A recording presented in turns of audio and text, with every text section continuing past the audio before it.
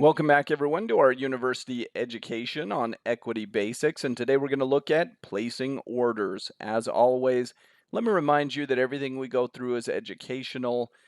Practice trading is great for practicing how to place your orders. You can do that with your broker. We'll talk more about that. Loss tolerance, risk management, all those things are critical. We are not financial advisors. So, placing orders. First, set up a demo trading account. Traders will start in their demo by placing three main order types: a market order, a limit order, or a stop order. The second of those, the limit order, is the one that's most widely used in the marketplace. Let's explore each of those three. A market order is a buy or sell order to be executed immediately at current prices.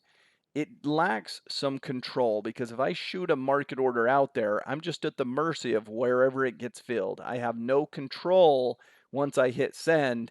Now, the good news is that with technology and the way things are now, most orders will execute within seconds, but you could get a very bad price fill. You could experience what they call slippage, a difference between what you thought you were going to pay and what you actually paid for that asset. So, market orders, not a great thing, especially if there's not highly traded stocks. If it's a high traded stock and you're confident you can get filled right around these prices, you could send a market order.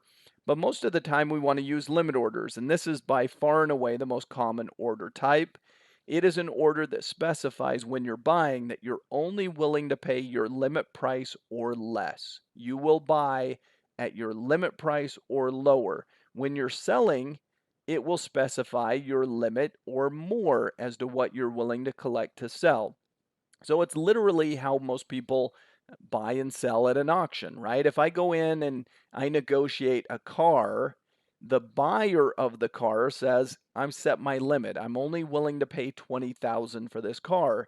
The seller, the car dealer, he says, "Well, we can only sell it for 22,000." And then you can negotiate. You've set your limits and you can maybe work towards finding middle ground. A buyer that sets his limit can stay true to that limit. He can say, "Well, I'm only willing to pay this price or less." And your order will only execute if it hits your limit price or lower, meaning you get your price or better. When you're selling, you can set your limit and say, "I only want to sell if it hits this price or more." And it guarantees you of that. It will only sell if it gets to your limit price or higher. A stop order is commonly used as protection, or what we refer to as a stop loss. So if we buy a stock, we could put an automated sell stop. So if it's going the wrong way, it will stop you out, it will close your trade and get you out of the position. These stop orders you'll want to practice as protective positions for other investments. So go out there with your demo account and practice placing market orders, limit orders, and stop orders to get familiar with each one. Hope you've enjoyed this class. We'll see you next time.